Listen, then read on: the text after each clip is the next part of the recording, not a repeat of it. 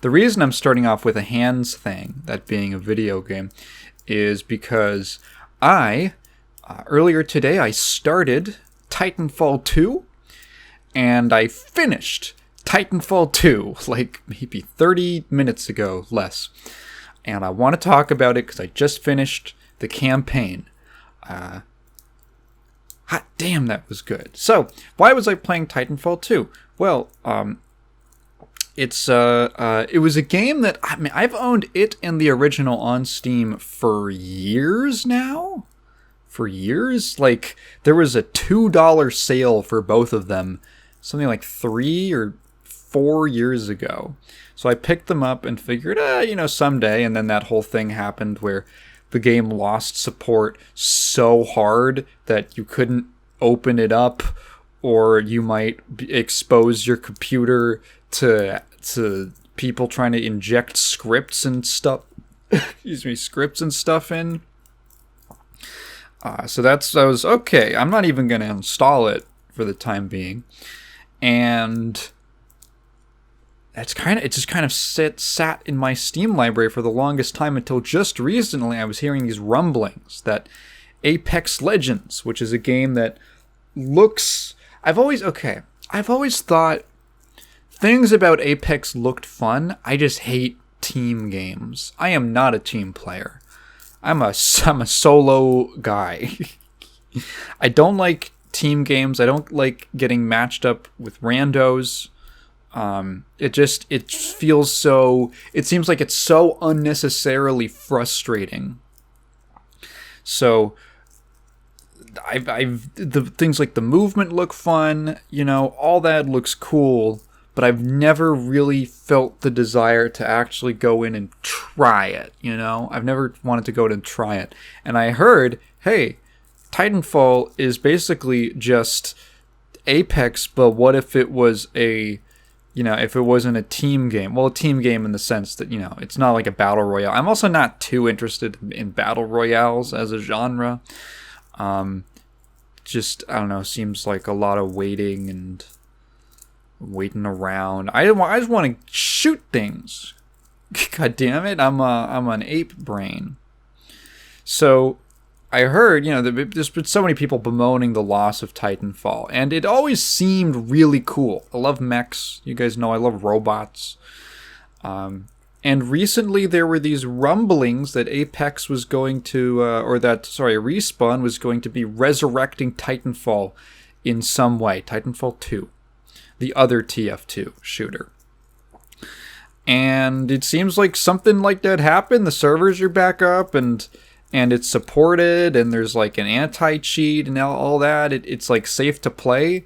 And I thought, you know what? Now is as good a time as ever to go check out this game. How long do I really have? Well, I decided to install it. And just today I was like, let me start the campaign at least, because this game has a campaign. I don't think the original does. It was just multiplayer, but Titanfall 2 has a campaign.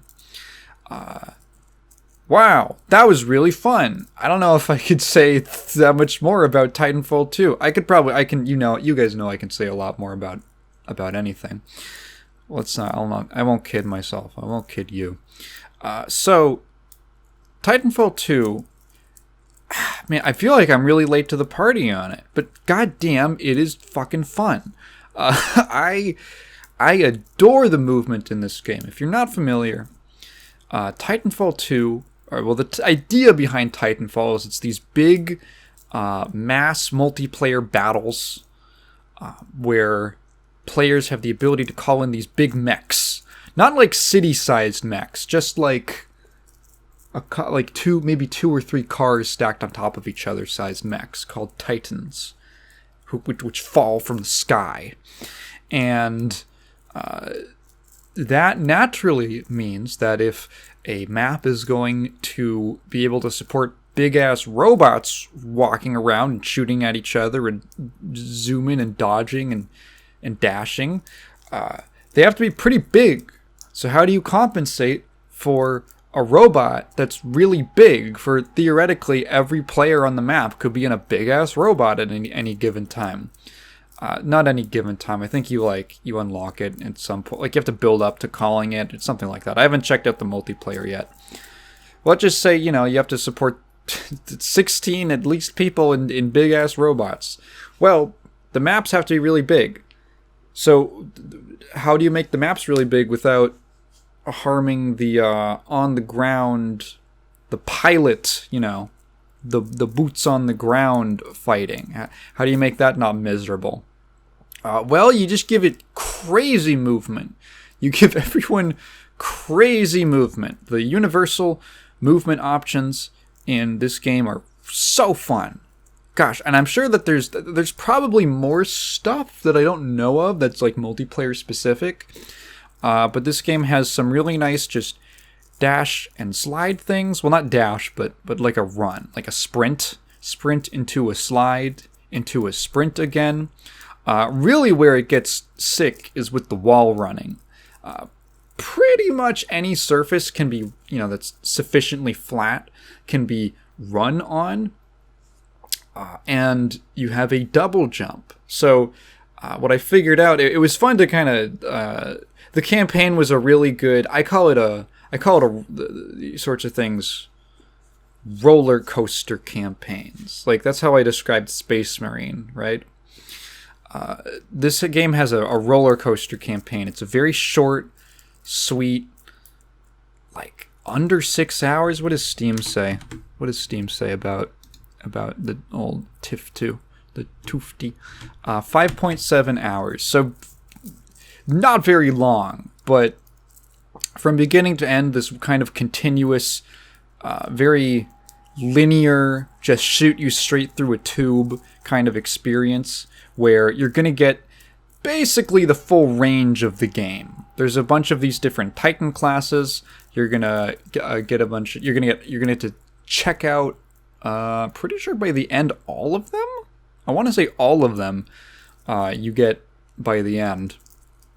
And you can freely switch between them in the campaign. And then you get a full tour of a bunch of weapons. I don't know all, but a bunch of weapons for the pilot. All the guns and the grenades and the whatses and the whooses. And it's a really good way to get to grips with things like just the general combat, some of the core mechanics, as well as the movement mechanics. It was a joy to learn how wall running works in this game. So you essentially have so you can run on a wall, but you can only run for about 3 seconds before you'll sort of fall off. You don't have enough momentum to keep running on the wall forever. But after you, excuse me, after you leave the wall, you can jump. So your double jump, right? Your mid-air jump, it refreshes every time you touch a surface. Every time your feet touch a surface, which includes hitting the ground and also includes wall running, which means that you can do very fun, if there's like a corridor, a hallway, you can do some very fun backwards and forwards wall running. That feels great. And the way that the physics work, the shorter wall runs into like a long jump gains you a lot of momentum. And it was a really nice feeling when I realized that, the game they want you to go fast. They want you to go. They're not scared of having really zany movement to where in any other game, if I fell off here, I would have fallen into this pit and died. But at the last minute, I touched the wall, I start running for a bit, and then I jump over to this thing, and then I jump over to that thing, and then I run around this thing and over there and off of that. And then you actually end up getting to where you wanted to go. Just purely with movement mechanics. That's fun. It's really enjoyable. It's a little the acclimation process. Didn't really take that long. You go through a little training area at the start. It felt like I wear really heavy boots all the time. I always wear hiking boots, right? And occasionally I'll have to wear some other shoes. Not very often, but I'll have to wear something else. And it kind of feels like when I do that, like when I go to a much lighter shoe, because I don't realize how heavy my boots are until I happen to be in something else, in something much lighter. I feel like every single time I record, I have to mute a Discord server, and it's muted. So where was I? This game has just really, it's so much fun to move around in that game. They give you a lot of really cool environments. There's some great set pieces. Where I don't know. Am I cool with spoiling the story? I don't know. I'm not sure. Usually I'm fine with it, but I'm like, man, you should really check it out. It's fun. It's really fun. It's not like the craziest thing ever in the world. It's not the most revolutionary, different type of story. It's very blockbuster-ish, but for what it is, it's really, I think it's pretty solid. It mainly focuses around your relationship with your mech, which I think that was a good call. Because okay, what's the core appeal of something like this? It's to people who like really big robots. So having the emotional core of the story focus around the relationship between the main character pilot and your robot is a good call. Because I love this fucking robot. I love BT so much. At first it was like, okay, this is the robot. But like, for an emotionless machine, they make him very endearing. There's a little banter.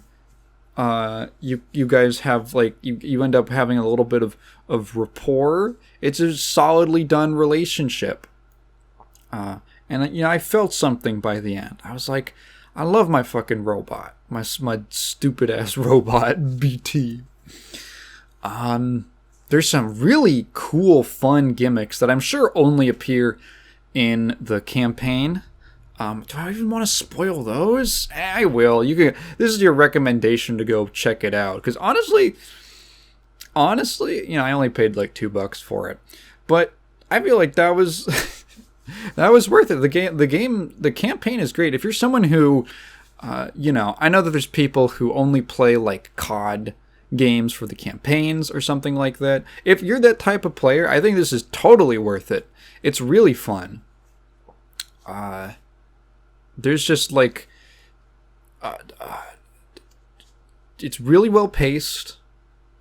You get to do a lot of different things in it. They introduce a couple ideas and sort of unique feeling mechanics throughout, and then they do just enough. They do just enough with it that it doesn't really get tired. And I almost kind of wish there was a little bit longer. Like there's portions of the game I'm like, damn, I wish that went on like a little longer, because I was really enjoying it. But it's very fast paced. It goes at a quick clip.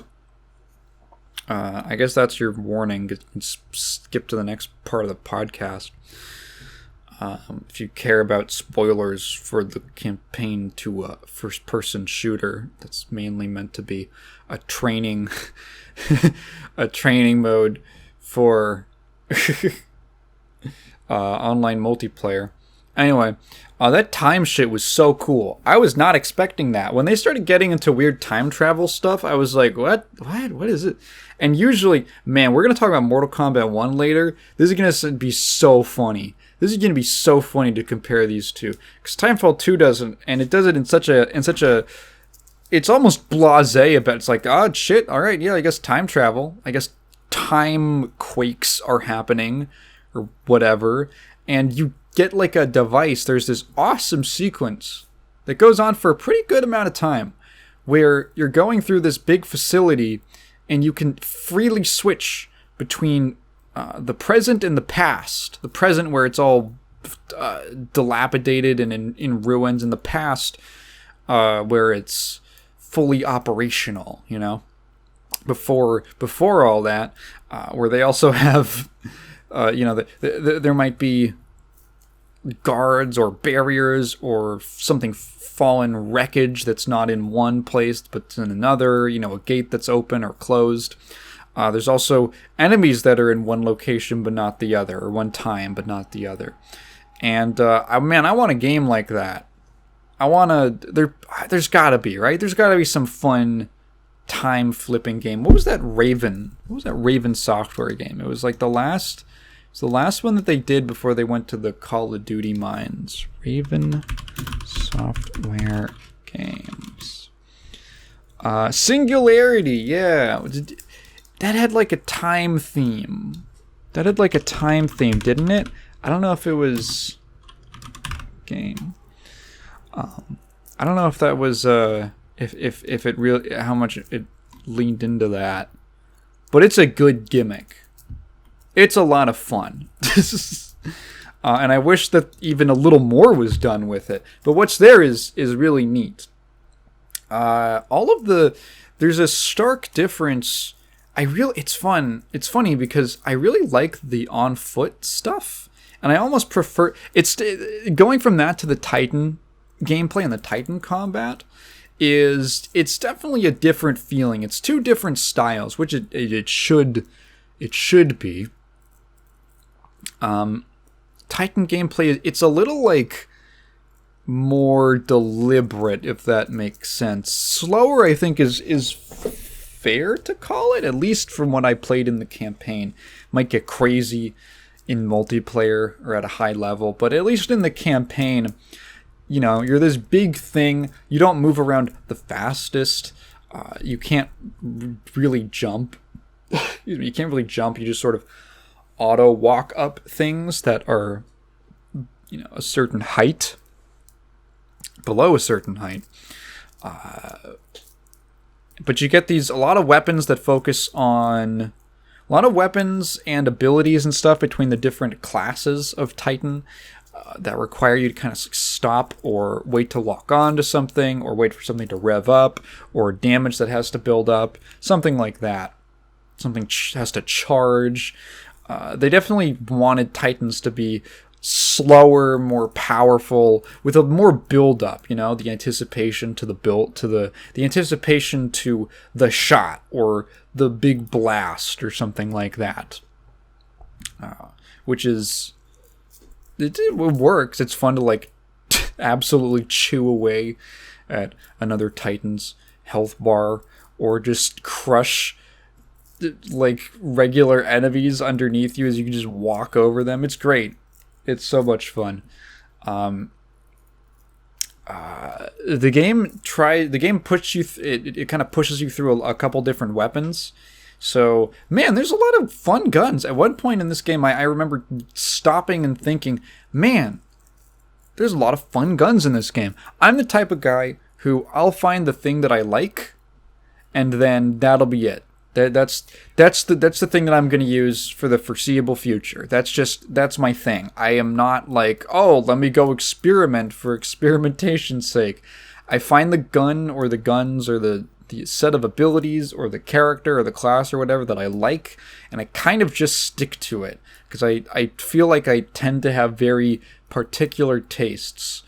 But this game kind of forces you, by way of ammo being unique to each gun, to switch between them pretty regularly. And at first I was like, but I like this one. I like how it feels. I like the sound. I like the rate of fire and all that. But, you know, then I'd switch to another one. I'd say, actually, this one isn't so bad. Some of them I didn't care that much for. I don't like all of the guns, but I liked a lot of them. A lot of them were really fun. I like the what was it called? The Spitfire, which is like the submachine, light machine gun. I don't know. I'm not a gun guy. There's some fun pistols. I like the Mozambique, which I think actually just shoots tiny little rockets. That was really fun. There's a fun little revolver, which I think you only get in the training mode, unfortunately. Some fun snipers that feel really good. There's a great shotgun that's boom, boom, boom. If the sound effect makes you feel like you're evaporating something. It's great. I think the guns feel really good in this game. And slipping around and sliding and sprinting and wall running and into shooting it feels good. It's a very flow state kind of game. I gotta plug my phone charger in. What the heck? It's not plugged in. Okay, well, turns out I had to replace the whole cord. Great, awesome. Where was I? I don't remember. Man, this game was a lot of fun. There's not a whole lot to say, you know. There's not a whole lot to say. You know what? What else? Some of the environments are really nice. There's some really nice looking and feeling. I just love that whole section leading into the everything about that whole time warp bit. Where at the beginning of that, you're on this big ruined street with these kind of sci-fi looking tech buildings. There's like weird animals stalking around, and it's raining, and there's storm, and you're on like the waterfront. It's super cool. It's got a great atmosphere to it. I just want to go play this game online now. I can't recommend it enough. If you are someone who was at all interested in it, it handles really well. The story is solid. It's got a lot of fun moments. It's just a really fun game. It feels great to play. And geez, maybe later I'll be playing some Titanfall 2 online.